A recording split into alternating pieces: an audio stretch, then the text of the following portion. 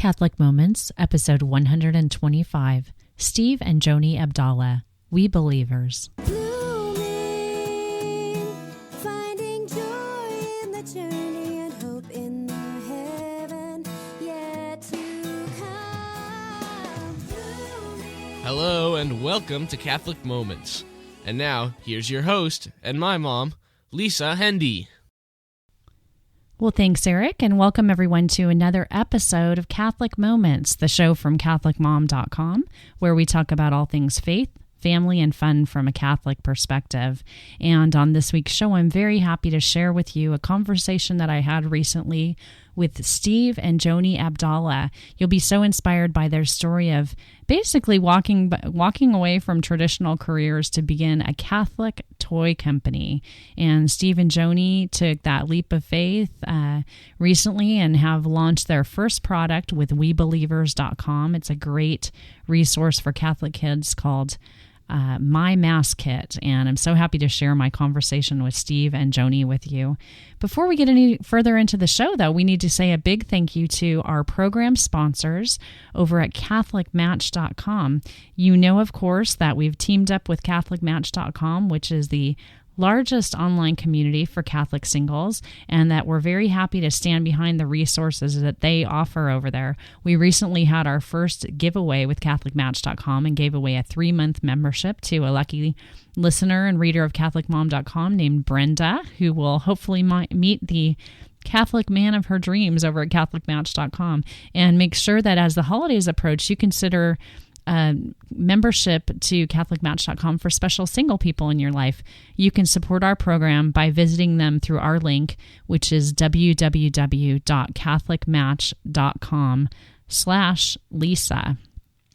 And by doing that, you support Catholic Moments and help us to keep our resources, both at Catholic Moments and CatholicMom.com, free for families around the globe. So again, that's CatholicMatch.com/Lisa for supporting CatholicMatch.com.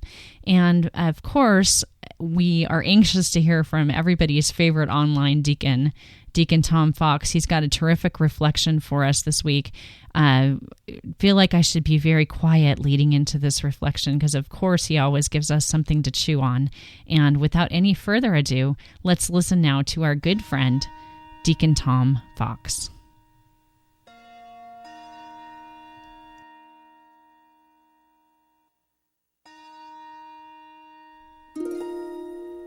It was a Saturday evening at our local parish. I was the deacon at the 5:30 Mass. And while I observe this almost all the time at this Mass, and it is definitely something I've observed in other churches, this particular Saturday evening the noise and chatter seemed beyond normal, almost beyond tolerable.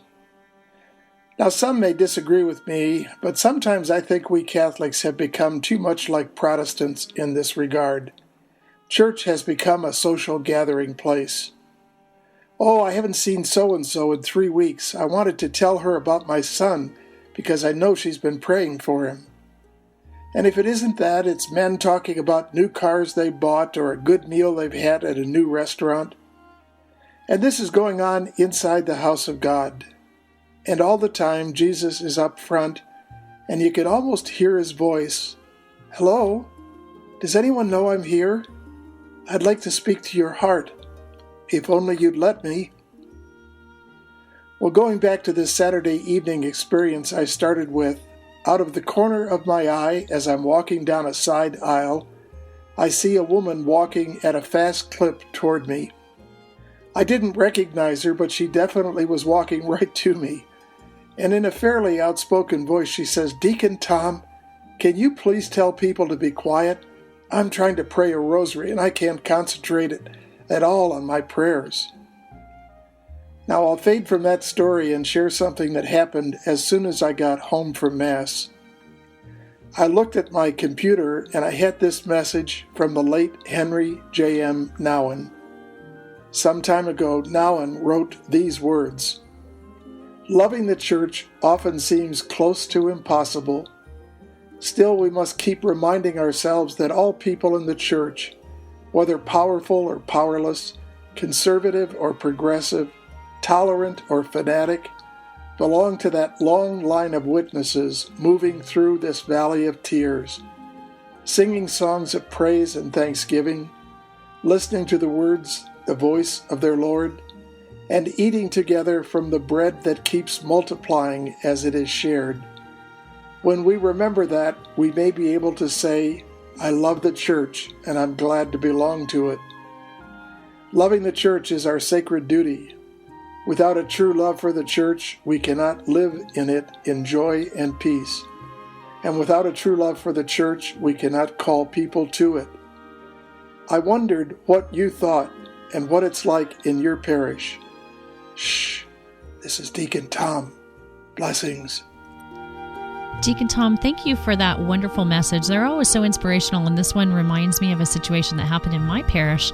Actually, several years ago, I was helping with the RCIA team, and it was Holy Thursday evening, and after the beautiful liturgy that night, the priests of the parish removed the Blessed Sacrament to a chapel of repose that was actually being held that year in our social hall, which is a place where people in my parish normally gather for things like donuts and special meals for Knights of Columbus and things, a social place. But that night it had been transformed and was a darkened room lit by candles and was going to be the altar of repose for the Blessed Sacrament, which was reserved outside of the church through the vigil.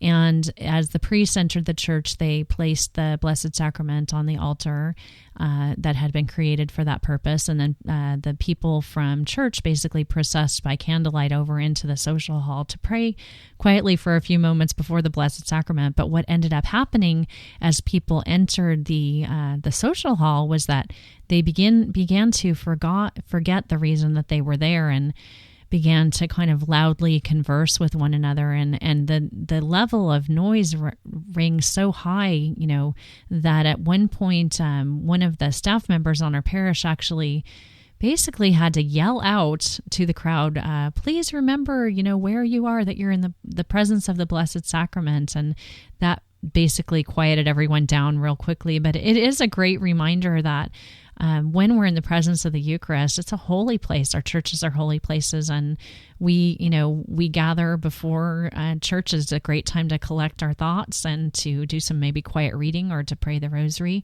and to take the visiting outside.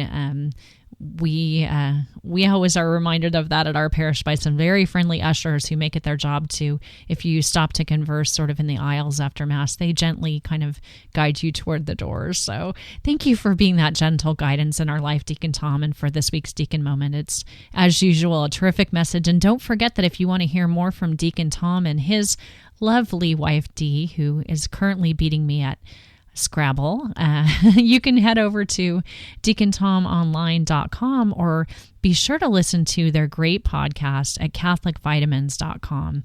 And thanks again, Deacon Tom, for this week's reflection.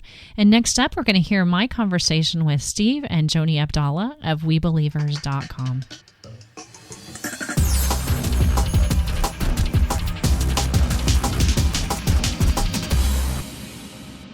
Our guests on today's episode of Catholic Moments are a wonderful Catholic couple and the founder of a fantastic product line called We Believers, Steve and Joni Abdalla. Welcome to the show today. And Steve, I'm going to have you start off first. Why don't you tell us a little bit more about yourself and your family? Well, thank you, Lisa. It's great to talk to you. My wife Joni and I have 3 children, 6, 4, and 2, and we have a little boy on the way. He'll be here in a few months. Ooh, congratulations. Thank you. We're very excited about that. And we met in Washington, D.C. We were both working she was working for a not-for-profit group, and I was working for an ocean exploration company. And after we met and decided to get married, I went to University of Notre Dame for my master's degree, and then we decided we needed to do something together. Something for the church and something for the glory of God and something that would help children. And so we stumbled on this. I shouldn't say stumbled, but just Joni's initial idea has really kind of taken off and become our life's work. Joni, why don't you share with us the motivation for We Believers and where that initial idea came from? I'm sure it's one that many moms will thank you for. Well, thank you for having us. Steve's right. When we first started having children is when our ideas started tugging at our hearts, because we realized that there just weren't adequate toy options, especially any toy options relating to our rich Catholic faith. And so we thought we'd just explore the idea and see what was out there, and realize that there's a great need for high-quality Catholic toys that not only help children to grow in their faith, but also parents as well as they interact with their children. Now, I know that once you go from the idea phase into actually coming up with a product, there's so much work involved. Steve, can you kind of walk us through what those years were like, from the inception phase to actually holding a product in your hand? It's great you asked that, because it was pretty exciting the first time we actually got to hold a production copy of my mass kit. It was a culmination of quite a bit of work. It's interesting how much of the work really was finding the right people to work with. Actually putting the product together, once the concept and the ideas are done, it's challenging, but it wasn't nearly as difficult as finding those people who could work with us to really create something special, and it takes a team to do that.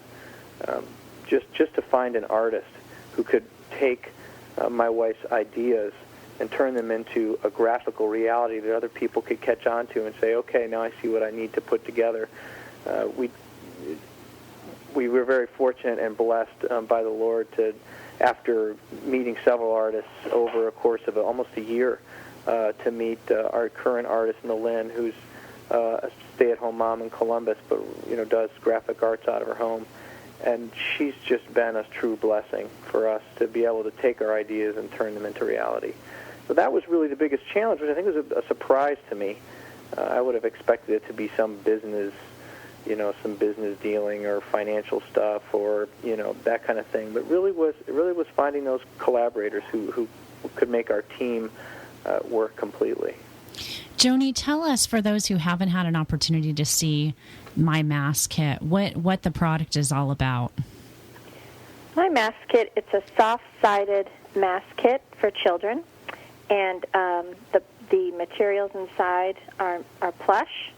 So it's everything a priest would use to say Mass, but it's created in a very childlike and child-friendly way in colorful but reverent materials, high quality. There's a chalice and a paten and hosts. There's a corporal and a thurible and little cruets and a finger bowl. But the most exciting thing about all of our products, I think, is we spend so much time creating a high-quality instruction booklet. And the instruction booklet helps explain in detail what each of our products, what the meaning of each of our products is. The Mass Kit, it goes through, we have it approved by several priests and also by our ecclesiastical advisor, who is the Most Reverend Archbishop Raymond Burke, who is in Rome right now. And he gives us a lot of input, and so we're very proud of that. But the Mass Kit's adorable. We're so proud of the quality. And just to see, we've been emailed and mailed pictures of families where little children are actually saying Mass in their home every day. And you can see them holding up the chalice. And these are homes, a lot of these homes where, parents aren't used to seeing this kind of thing. And it just brings such joy to our hearts to see the Holy Spirit at work and just to see children playing with something that is so meaningful to all of our lives. I have to say that my own boys are older, and I really wish that I would have had this when they were little, because they could have really benefited from it. But as soon as I saw the product, I snatched it up for my nephews, who are 5 and 3, and I think the perfect age to really incorporate something like this, not only into their play, but also into their religious formation. Can you say a few words, Steve, about how families are using this to sort of educate their kids in the faith? Well, like Joni said, the kids are actually playing Mass at home, and as a home use, that's really one really exciting thing for us, because not only the child who instigated, shall we say, the play, but they're drawing other family members in, and brothers and sisters and friends and cousins, and then they get mom and dad to come help and to sit in the congregation. So they're really playing at home and involving people. And it's that engaged play that really helps kids learn. Again, that's the home use. There's also the classroom use. A lot of teachers are using this in the classroom and helping kids in their catechism, in the regular parochial schools, but as well in the directors of religious education using it in the catechism classes. Lisa, I have a cute story to add. Oh, please do, Joni. One of our stories that has come in to us via email is there's a family, and the mother's a convert, so her parents are still Protestant. And the grandparents, those grandparents, often watch the grandchildren. And so the little kids bring their Mass kit to their grandparents' home whenever they go, and they have pictures of their grandparents sitting in the congregation, and their mother is so happy because she really feels as if their children are catechizing her parents. What a blessing. What a wonderful thing. I love the video that you have on your website, too, of that little one who's demonstrating how he's using the Mass kit. If you haven't been over to webelievers.com, there's a variety of reasons to go over there, but be sure to check out the media page, because there's just an absolutely adorable little one putting the Mass kit to work.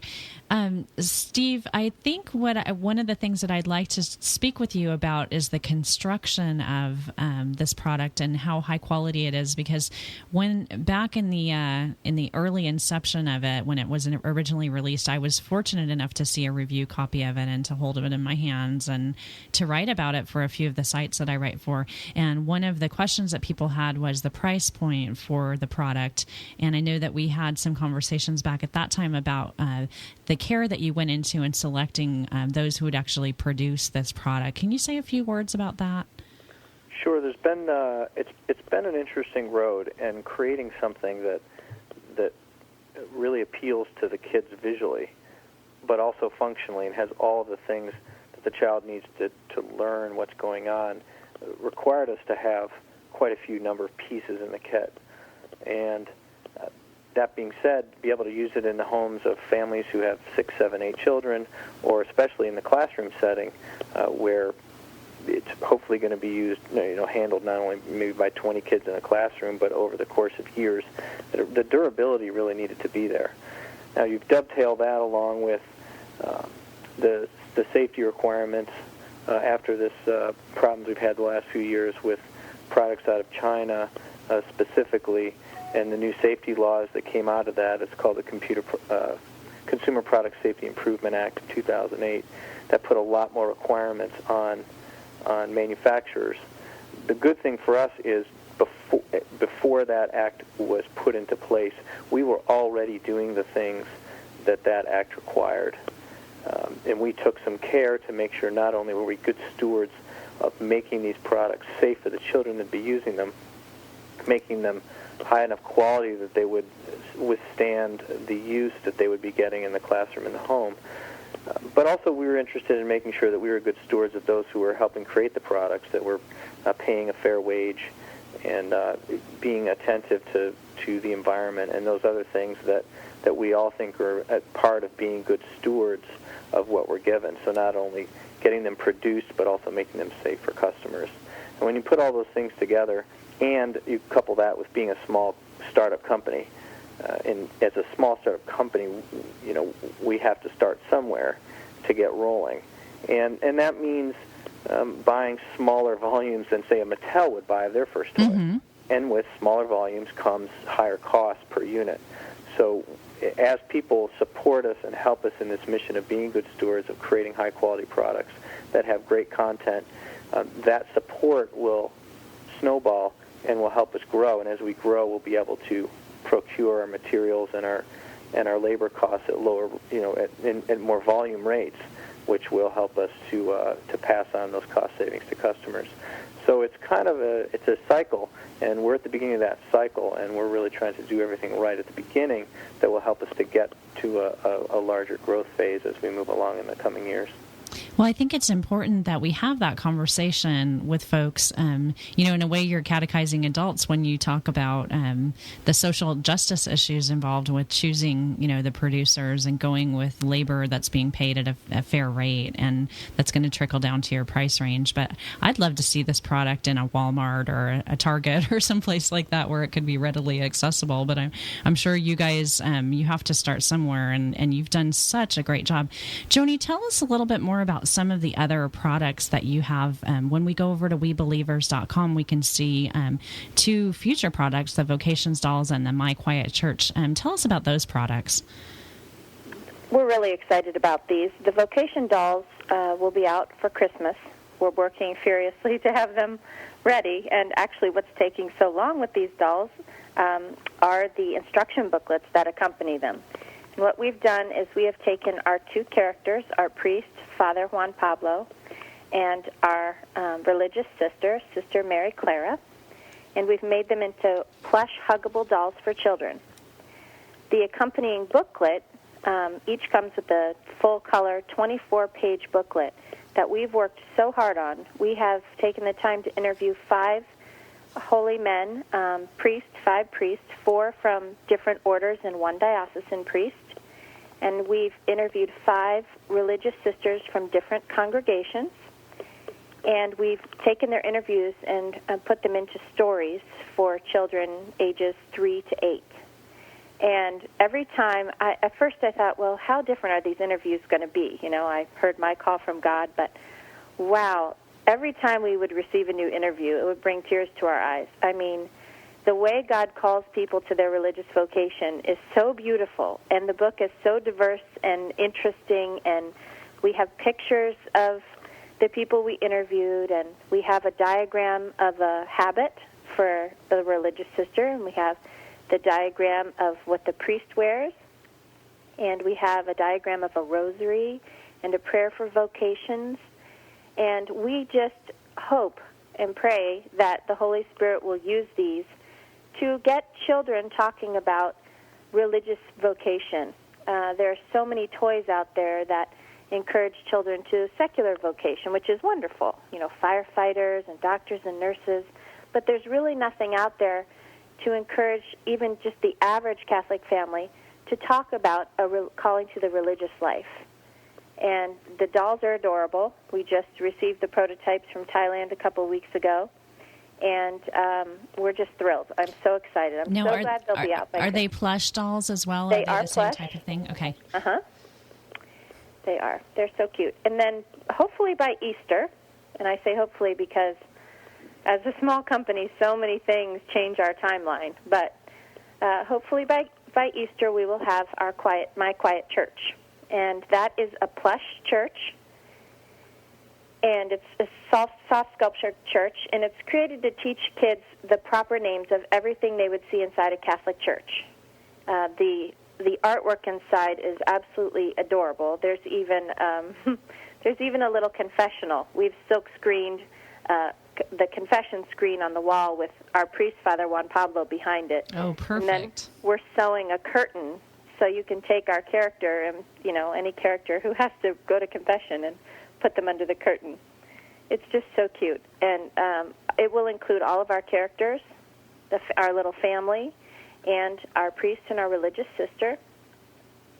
And children can play Mass in there, but we're also going to have some supplemental kits so that children can play baptism, holy matrimony, confirmation, First Communion, and we're even going to include a little funeral kit for priests so that they can use it when they, for pastoral ministry, when little children may need a little explanation about death or to help them through that. Oh, what a wonderful thing. Steve, I have to ask you, as somebody who, both of you have worked in, regular outside of your home types of businesses, and you having been in the military, what is it like to take that leap of faith and to, to put your life in God's hands, to put your family's life in God's hands, and to start a business like this and to work with your wife?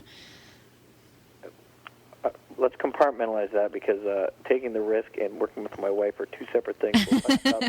Working with my wife has been incredible, and it's gotten better because I think of the first thing, which was taking the leap of faith and not having that, quote, safety net of a job where you go to work and get a paycheck as a result of how much you work. So that's been very challenging, and it can be very stressful. What that's done is it's forced us to look to each other and to change things about our daily lives and about the way we organize ourselves. And it's pointed out our prayer life and how important working harder at that is as a family. And it's allowed us to communicate better. And by communicating better and being on the same page, it's improved our relationship.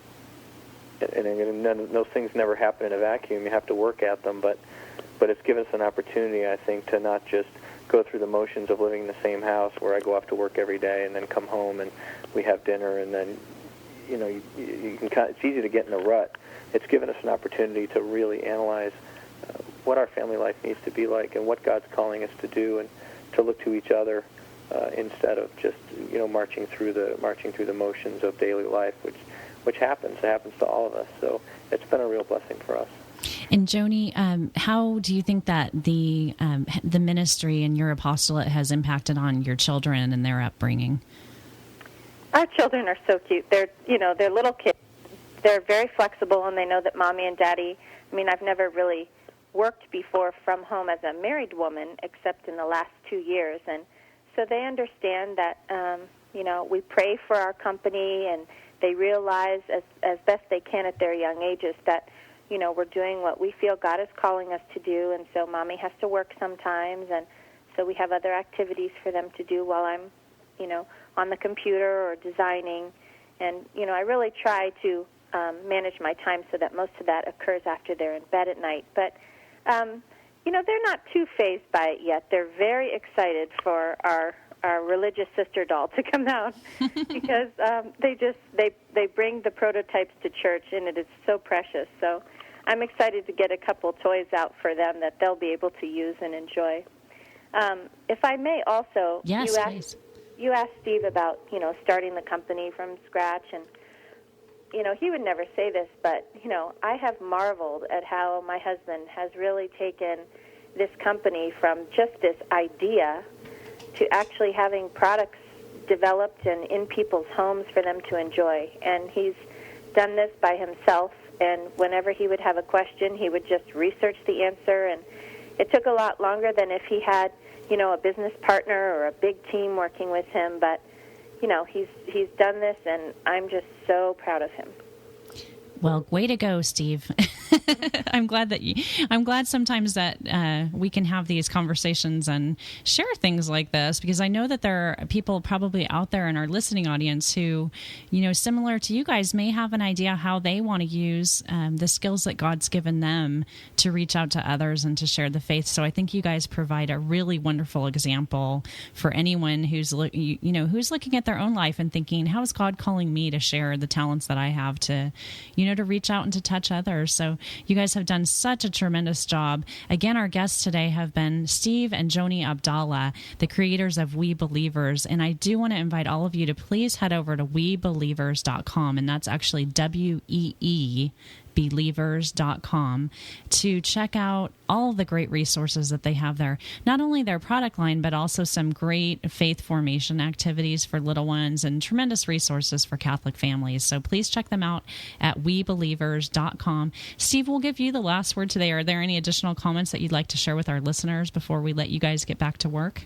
Well, I'd actually just like to thank you, Lisa, for what you do. And, it's a great ministry that you have, being able to communicate things and from the perspective you have and from your life experience as well. So we appreciate the opportunity to share our story, but we appreciate what you do as well.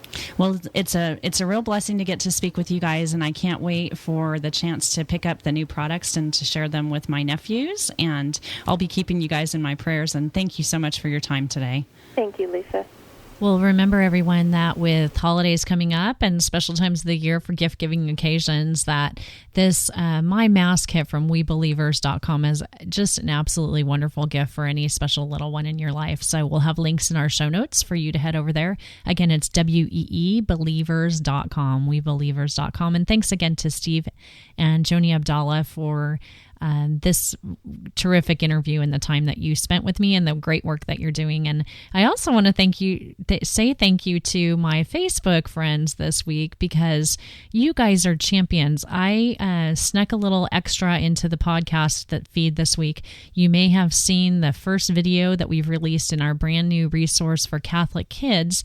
And this is a video resource that we're going to be doing every week, 2-minute little video snippet to help you prepare with your child for the Sunday Gospel, the liturgy of the Word on Sunday.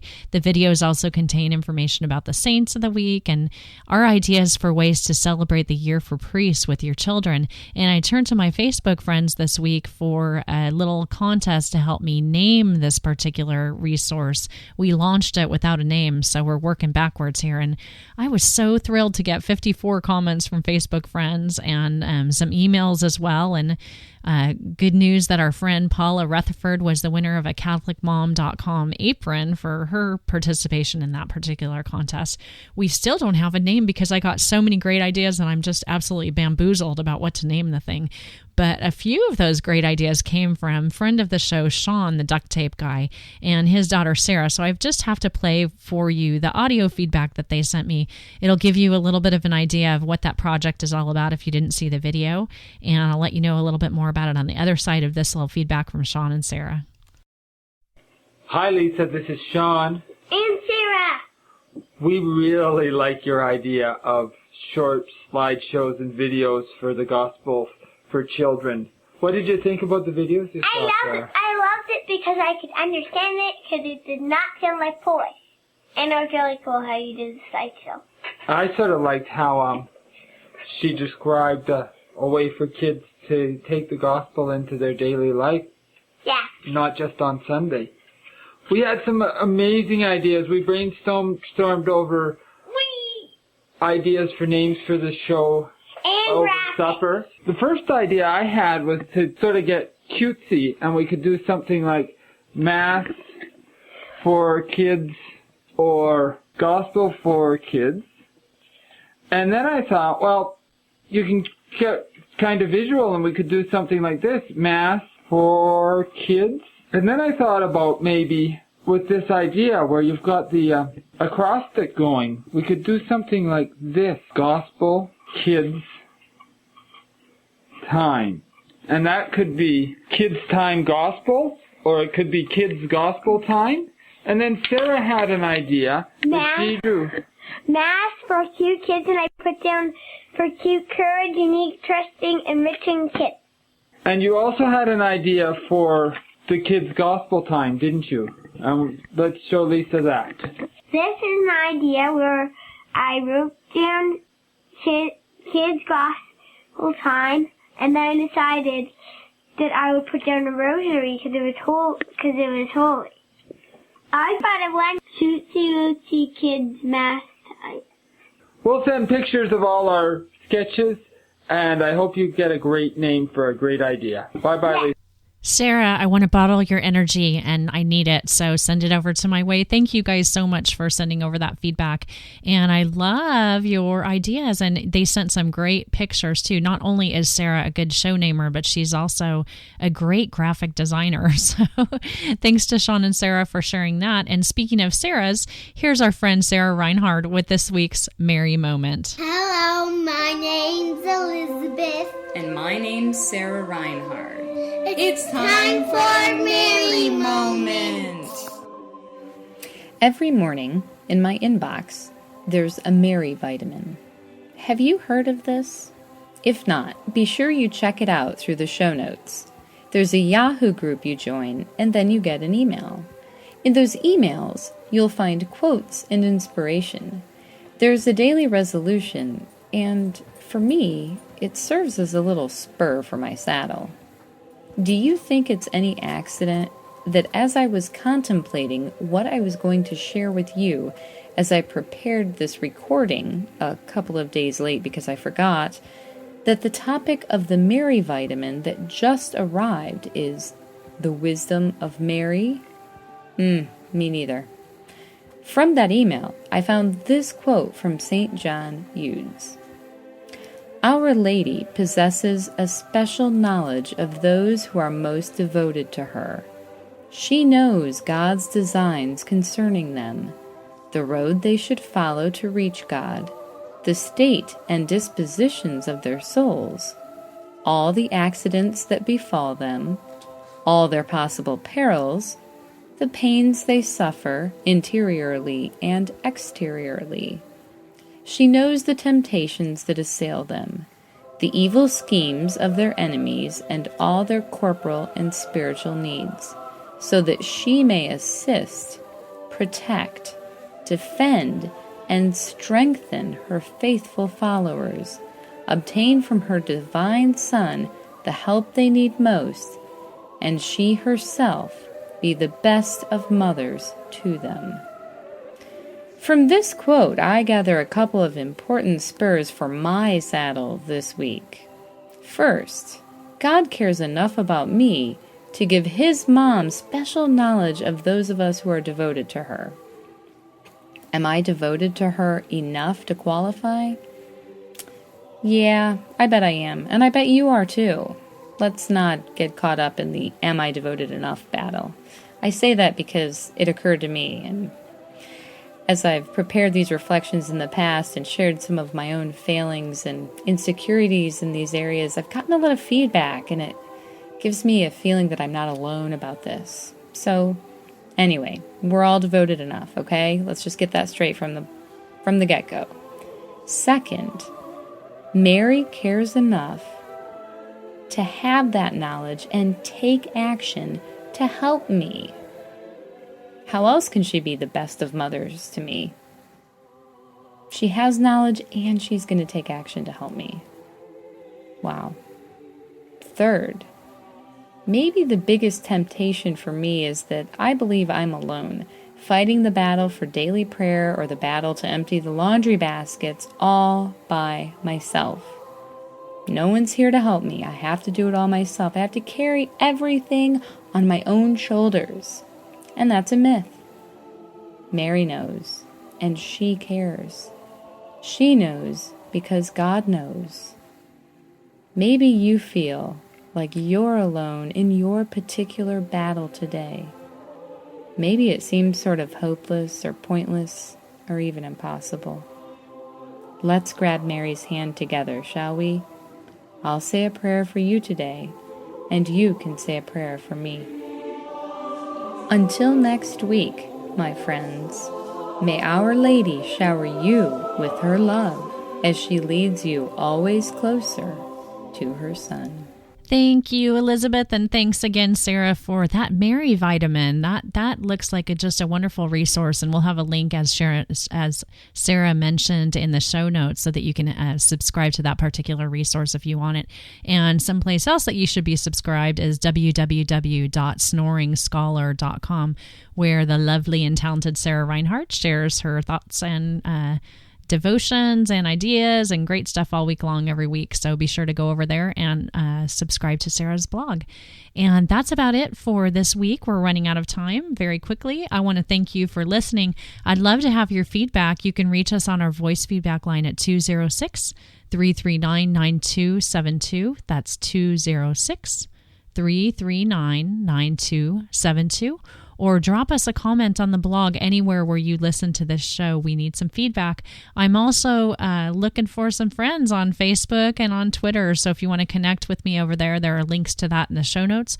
Or you can simply search for Lisa Hendey, Hendey, on either one of those places. I love to connect with my friends on social networking sites. And thanks again to all my Facebook friends for the great resources that you shared with me for our kids gospel message. There'll be another video out this week. It's actually already up for the 8th, and I'm working on the one for November 15th, so be on the lookout for those.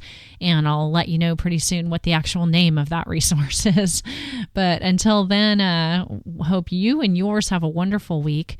I'm going to share as our closing prayer for this week a terrific song, since we're talking about the theme of kids this week with Steve and Joni and WeBelievers.com and Sarah and our Gospel Kids message. I have this great song by one of my favorite Catholic musicians, Sean Clive. This comes from his brand new CD. Well, actually, it's a few months old now, but what I've settled for. And the song is called The First Day. And if you listen to the words of this song, you'll know why I chose it for this week. I love it, and I know you will too. So here's Sean Clive with The First Day. And until next week, everyone, have a terrific week, and God bless. Bye-bye. You started off as just a prayer. Before we knew it, you were there. 8 pounds, 20 inches more. You came bursting through our door. Love outpoured. Water washed away the sin, so Christ's love could enter in. When you begin the first day of the rest of your life.